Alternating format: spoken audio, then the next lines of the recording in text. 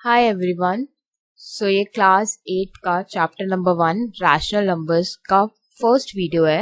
इस वीडियो में हम रैशनल नंबर्स के बारे में पढ़ेंगे और एक्सरसाइज 1.1 को सॉल्व करने के लिए जिन भी कॉन्सेप्ट्स को समझने की ज़रूरत है उनके बारे में समझेंगे।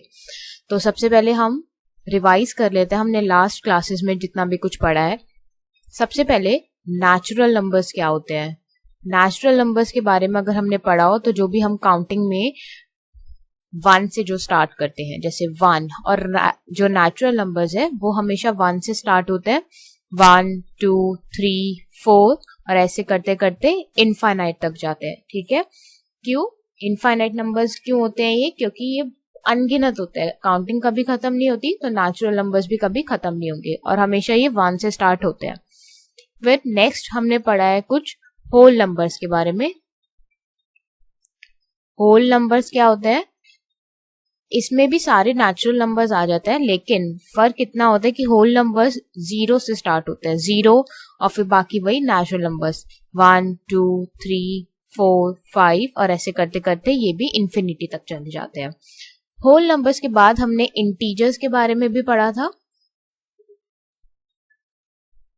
इंटीजर्स, जिसमें हमने 2 तरीके के इंटीजर्स पढ़े थे। एक हमने पढ़े थे पॉजिटिव इंटीजर्स और एक हमने पढ़े थे नेगेटिव इंटीजर्स। ठीक है, तो पॉजिटिव इंटीजर्स में कौन से आ जाते थे? 1, 2, 3, ठीक है, जितने भी नेचुरल नंबर्स होते थे। और नेगेटिव में -1, -2, -3 और ऐसे करते करते ये भी इंफिनिटी तक जाते थे और 0 भी आ जाता था। जो पॉजिटिव इंटीजर्स होते हैं उसको हम एक तरीके से नेचुरल नंबर्स भी बोल सकते हैं, क्योंकि ये सेम ही होते हैं। नेचुरल नंबर्स पॉजिटिव इंटीजर्स होते हैं। अब जो चैप्टर का नाम है रैशनल नंबर्स, अब हम उसके बारे में पढ़ेंगे कि रैशनल नंबर्स क्या होते हैं। रैशनल नंबर्स हमेशा p/q की फॉर्म में होते हैं, p/q, जहां पे कि q हमेशा कभी भी 0 के इक्वल नहीं हो सकता। ठीक है, p/q where q is not equal to 0। q अगर 0 के इक्वल होगा, सपोज करते हैं पहले कोई नंबर लेते हैं p/q 3/4, 3/4, p और q यहाँ पे क्या है ये भी लिख देते हैं पहले। p and q are positive और नेगेटिव नंबर्स। ठीक है, या तो p और q पॉजिटिव हो सकते हैं, नेगेटिव हो सकते हैं, दोनों में से कोई सा भी नंबर हो सकता है। तो मैंने दोनों पॉजिटिव ले लिया 3/4, ये क्या है? एक तरीके का रैशनल नंबर। मैंने एक बार नेगेटिव ले लेती हूँ -5/6, ये क्या है? एक रैशनल नंबर। अब अगर बाय चांस मैंने नंबर लिया 4/0, क्या ये एक रैशनल नंबर है? नो, क्यों नहीं है? क्योंकि यहाँ पे जो q है वो 0 के इक्वल हो गया है, तो ये रैशनल नंबर नहीं है। अब यहाँ पे हम देख रहे हैं जैसे ये जो रैशनल नंबर है वो p/q की फॉर्म में, यानी न्यूमरेटर अपॉन में डिनोमिनेटर। अब न्यूमरेटर अपॉन में डिनोमिनेटर ये वर्ड हमने कहीं और भी सुना है, फ्रैक्शंस में। तो जब दोनों ही फ्रैक्शन और रैशनल नंबर दोनों में ही न्यूमरेटर डिनोमिनेटर होता है, तो दोनों को अलग अलग नाम क्यों दिया गया है? कुछ तो डिफरेंस होगा जो अलग नाम दिया गया है। फ्रैक्शन के बारे में देखते हैं। फ्रैक्शन क्या होता था? न्यूमरेटर अपॉन में डिनोमिनेटर। जैसे कि सपोज 3/4, जैसे कि यहाँ पे एक एग्जांपल लिया था हमने। क्या -5/6 एक फ्रैक्शन है? नो, यही यहाँ पर ही डिफरेंस आ जाता है। फ्रैक्शन में जो न्यूमरेटर और डिनोमिनेटर होते हैं they are always positive number, they are always positive numbers. ठीक है, हमेशा पॉजिटिव होते हैं। लेकिन रैशनल नंबर्स में नेगेटिव नंबर्स भी आ सकते हैं, यानी कि नेगेटिव वाले भी आ सकते हैं, लेकिन फ्रैक्शन में हमेशा न्यूमरेटर डिनोमिनेटर दोनों ही पॉजिटिव होंगे। जैसे कि 5/6 ये होगा फ्रैक्शन? यस होगा। तो क्या यहां से मैं एक चीज मैंने नोट किया कि जो मेरा रैशनल नंबर है ये रैशनल नंबर था। ठीक है, और एग्जांपल लेते हैं फिर उसके बाद देखते हैं। जैसे रैशनल नंबर में मान लू 3/5, ठीक है, 4/5, 6/5, -6/5। फ्रैक्शंस में हम ले लेते हैं, ये रैशनल नंबर है और ये फ्रैक्शन है। 3/2, 2/3 सारे पॉजिटिव ही होंगे हमेशा। 8/10, 5/2, ठीक है। तो यहाँ पे हम देखते हैं कि 3/5 एक तरीके से ये भी एक फ्रैक्शन है तो रैशनल नंबर, तो ये दोनों है, ये रैशनल नंबर भी है और फ्रैक्शन भी है। 4/5 ये भी रैशनल नंबर भी है, फ्रैक्शन भी है। 6/5 रैशनल नंबर भी है, फ्रैक्शन भी है। लेकिन -6/5 ये रैशनल नंबर है क्योंकि p/q की फॉर्म में है, लेकिन क्या ये फ्रैक्शन है? नहीं, क्योंकि यहाँ पे नेगेटिव आ गया, ठीक है। अब फ्रैक्शन वाले में चलते हैं, कॉलम में। यहाँ पे फ्रैक्शन है, यस। क्या ये रैशनल नंबर हो सकता है? 3/2 है, दोनों p/q की फॉर्म में है और q 0 के इक्वल भी नहीं है, तो यस ये रैशनल नंबर भी है। ये वाला नंबर फ्रैक्शन भी है, रैशनल नंबर भी है। अगेन फ्रैक्शन भी है, रैशनल नंबर भी है। ये फ्रैक्शन भी है और रैशनल नंबर भी है। तो हमने एक चीज नोट करी कि मेरी जितनी भी फ्रैक्शन है वो सारी रैशनल नंबर तो है, लेकिन सारे रैशनल नंबर मेरे फ्रैक्शन नहीं है, क्योंकि नेगेटिव वाले आ गए उसमें, नेगेटिव वाले मेरे फ्रैक्शन नहीं हो सकते। तो मैं यहाँ पे एक लाइन लिख सकती हूं कि all fractions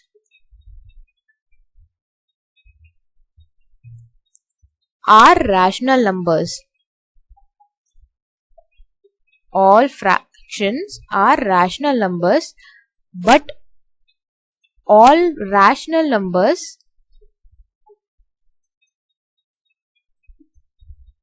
are not fraction.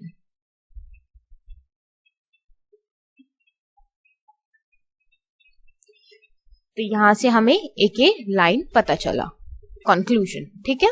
तो अब हम मेन प्रॉपर्टीज पे चलेंगे जिसके बेसिस पे हमारी एक्सरसाइज भी सॉल्व हो पाएगी। अब सबसे पहले हम यहाँ पे कौन कौन सी प्रॉपर्टीज के बारे में पढ़ेंगे? हम पढ़ेंगे क्लोजर प्रॉपर्टी के बारे में, कम्यूटेटिव प्रॉपर्टी के बारे में, एसोसिएटिव प्रॉपर्टी के बारे में और डिस्ट्रीब्यूटिव प्रॉपर्टी के बारे में। अब ये नाम पहली बार तो नहीं सुने हैं, जाने पहचाने से हैं। ये सब हमने प्रॉपर्टीज जो पिछले क्लासेस में पढ़ी थी वो पढ़ी थी या तो होल नंबर, मतलब नेचुरल नंबर्स के लिए। होल नंबर में क्या होता है, बस जीरो तो इंक्लूड हो जाता है। नेचुरल नंबर्स के लिए पढ़ा था या फिर इंटीजर्स के लिए पढ़ा था। लेकिन इस बार जो है हम जो पढ़ने वाले हैं, ये पढ़ने वाले हैं रैशनल नंबर्स के लिए। रैशनल नंबर्स अगेन p/q की फॉर्म, और पॉजिटिव भी हो सकते हैं, नेगेटिव भी हो सकते हैं। तो एक एक करके हम देखेंगे कि क्या ये प्रॉपर्टी वैलिड है उनके लिए या नहीं। सबसे पहले क्लोजर प्रॉपर्टी की बात करेंगे। क्लोजर प्रॉपर्टी होती क्या है कि a और b दो नंबर है, ठीक है, उनके बीच में जो भी ऑपरेशन होगा, ऑपरेशन से मतलब क्या है, सब्ट्रैक्शन, एडिशन, मल्टीप्लिकेशन, डिविजन। तो यहाँ पे मैंने ब्रैकेट लगा दिया है कि जो भी हमें देखेंगे एक एक करके उसे देख लेंगे। तो आंसर जो आएगा सॉल्व करके, रिजल्ट, वो हमेशा आइडेंटिकल होगा, मतलब आइडेंटिकल इन नेचर। यानी कि अगर a तुम्हारा रैशनल नंबर था, रैशनल नंबर को मैं Rn से डिनोट कर रही हूँ, ठीक है, और b तुम्हारा रैशनल नंबर था और उसमें हमने कोई ऑपरेशन किया और जो मेरा c है वो भी एक रैशनल नंबर आया, तो क्लोजर प्रॉपर्टी उस पर्टिकुलर ऑपरेशन के लिए वैलिड होगी, ठीक है, क्लोजर प्रॉपर्टी सेटिस्फाई हो जाएगी। तो सबसे पहले हम एग्जांपल लेते हैं एडिशन के लिए। यहाँ पे हम एक चार्ट बना लेते हैं। हम सबसे पहले क्लोजर प्रॉपर्टी चेक करेंगे रैशनल नंबर के एडिशन के लिए, फिर हम चेक करेंगे सब्ट्रैक्शन के लिए, फिर हम चेक करेंगे मल्टीप्लिकेशन के लिए, और फिर उसके बाद हम चेक करेंगे डिवीजन के लिए, और एक एक करके यहाँ पे लिखते जाएंगे।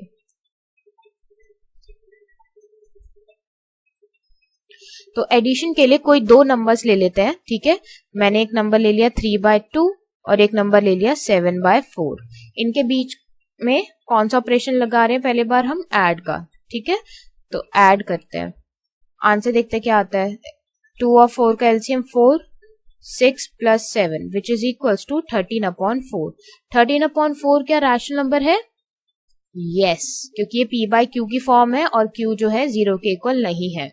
तो क्या जो क्लोजर प्रॉपर्टी है वो एडिशन के लिए वैलिड है? यस, वैलिड है। लेकिन इसको थोड़ा सा और चेक करने के लिए हम एक नेगेटिव नंबर ले लेते हैं, 3/2 प्लस में -7/4, ठीक है। अगेन वही प्रोसेस, 4 6 प्लस -7, ठीक है। अब यहाँ पे हम कुछ रूल्स याद है, 6 - 7 हो जाएगा तो आंसर आएगा -1/4। -1/4 अगेन क्या ये रैशनल नंबर है? यस है, ये रैशनल नंबर। क्यों है रैशनल नंबर? क्योंकि ये p/q की फॉर्म है और साथ में q जो है 0 के इक्वल भी नहीं है। तो मैं ये बोल सकती हूँ कि addition of rational numbers is closed, ठीक है, इज क्लोज्ड, या फिर closure properties valid for the addition of rational numbers. तो यहाँ पे ये एडिशन के लिए है। अब यही सेम चीज मैं यहाँ पे सब्ट्रैक्शन के लिए अप्लाई करूंगी।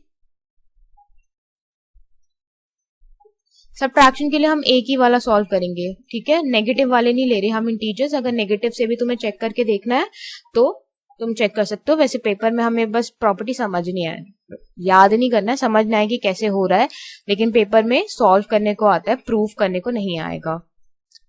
मतलब एज सच नंबर्स दिए हुए होंगे, तुम्हें खुद नहीं चूज करना है। चाहो तो एक क्वेश्चन अपने आप 3/2 और एक नेगेटिव लेके भी कर सकते हो। मैं सिर्फ पॉजिटिव से सॉल्व करूंगी अभी। अब सब्ट्रैक्शन के लिए देखते हैं कि वैलिड है या नहीं। सब्ट्रैक्शन के लिए बीच में बस सिंपल सा ये जो है इसकी जगह आ जाएगा नेगेटिव साइन, ठीक है।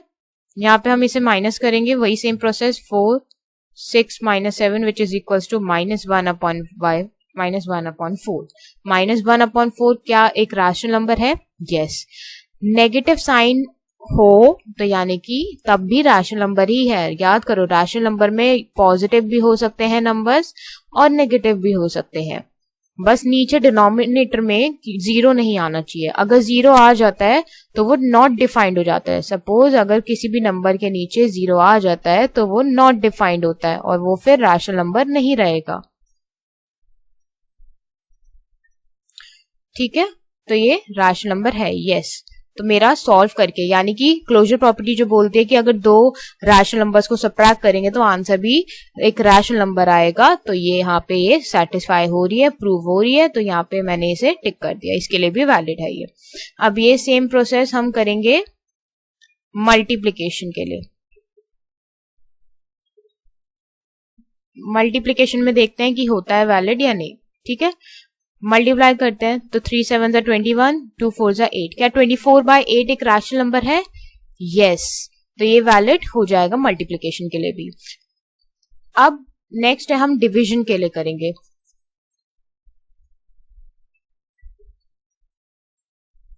डिवीजन, दोनों को डिवाइड करेंगे, ये हो जाएगा 3/2। डिवाइड की साइन की जगह अगर हम मल्टीप्लाई लगाते हैं और ये वाला नंबर क्या हो जाता है? रेसिप्रोकल। तो 4/7 विच इज इक्वल्स टू 6/7। क्या 6/7 एक रैशनल नंबर है? यस। तो closure property addition, subtraction, multiplication and division, इन सब के लिए वैलिड है, ठीक है। आगे आने वाली प्रॉपर्टीज कुछ चीजों के लिए नहीं वैलिड होगी, लेकिन जो क्लोजर प्रॉपर्टी है वो चारों ऑपरेशंस के लिए वैलिड होती है। नेक्स्ट प्रॉपर्टी हम जो पढ़ने हैं वो है हमारी कम्यूटेटिव प्रॉपर्टी।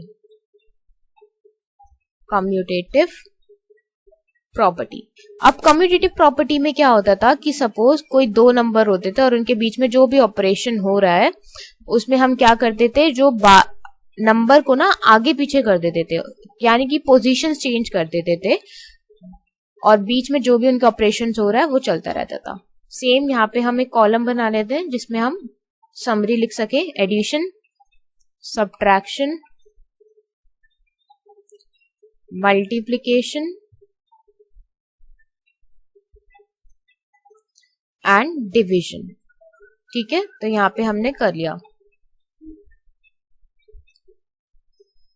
सबसे पहले हम एडिशन के लिए चेक करेंगे, वही सेम नंबर ले लेते हैं, ठीक है। अगेन मैं नेगेटिव नंबर नहीं ले रही हूं, तो अगर तुम्हें खुद चेक करना है नेगेटिव से तो एक बार सॉल्व करके प्लीज कमेंट में भी बताना अगर कोई डाउट है तो। 3/2 और 7/4।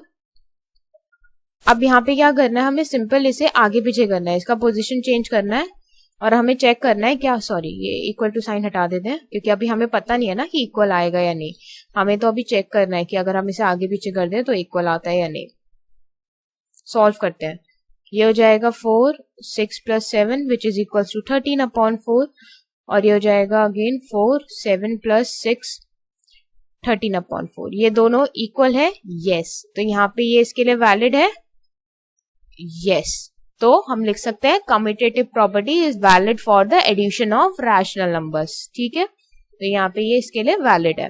अब यही सेम चीज हम किसके लिए करेंगे, सब्ट्रैक्शन के लिए।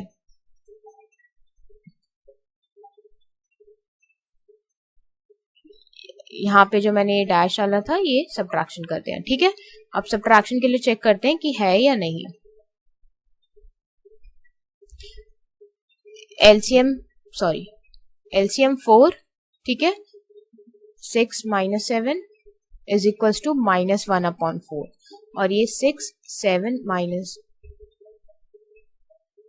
4, ठीक है, और ये हो जाएगा 1/4। क्या ये दोनों इक्वल हैं? क्या इक्वल है ये दोनों? नो, ये इक्वल नहीं है, क्योंकि ये नेगेटिव है और ये पॉजिटिव 1/4 है। ये दोनों नंबर्स इक्वल नहीं है, तो रैशनल नंबर्स का सब्ट्रैक्शन के लिए ये प्रॉपर्टी वैलिड नहीं है। तो यहाँ पे हम क्रॉस लगा देंगे कि सब्ट्रैक्शन के लिए नहीं है वैलिड कम्यूटेटिव प्रॉपर्टी। अब सेम हमें करना है यहाँ पे मल्टीप्लिकेशन के लिए भी चेक।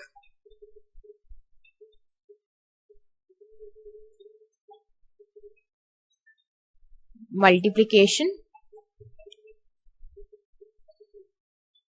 आगे पीछे करने से क्या आंसर में, रिजल्ट में फर्क आएगा या नहीं, ये चेक करना है। 3 7 is 21, 2 4 is 8, 3 7 3 is 21, 4 2 is 8। ये दोनों इक्वल है, यस। तो इक्वल है, तो ये प्रॉपर्टी वैलिड है इसके लिए, मल्टीप्लिकेशन ऑफ रैशनल नंबर्स के लिए, यस, ठीक है। अब यही सेम चीज हम डिवीजन के लिए करेंगे। अभी डिवीजन के लिए करके देखते हैं।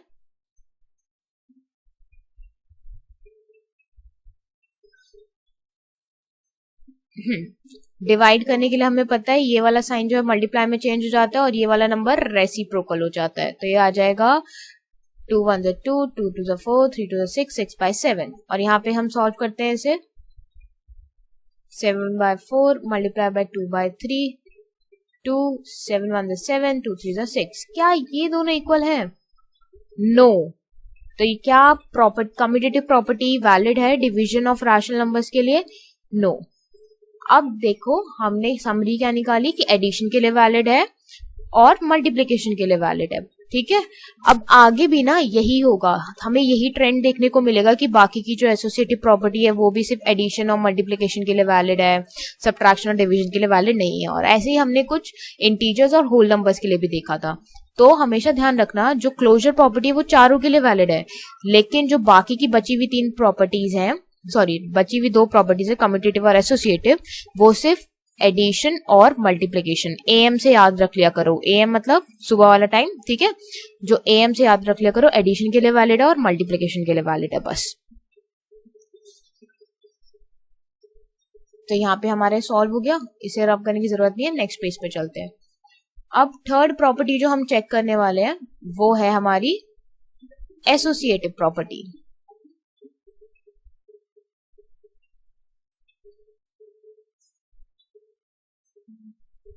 ये हम एसोसिएटिव प्रॉपर्टी जो है इस वीडियो के नेक्स्ट पार्ट में करेंगे, जो कि होगा पार्ट 2।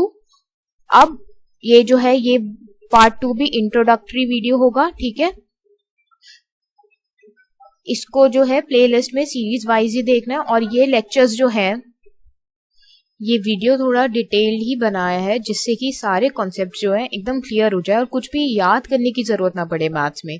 सारे कॉन्सेप्ट्स अगर बिल्कुल अच्छे से दिमाग में होंगे, ठीक है, तो हमें कुछ भी याद करने की जरूरत नहीं पड़ेगी और मैथ्स जो है हमें और इजी लगने लग जाएगा। ये चैप्टर भी काफी इजी है और हमें हर एक वीडियो को ध्यान से देखना है, अच्छे से टाइम देना है इस चैप्टर को, जिससे कि हम अच्छे से समझ पाए। Thank you for watching.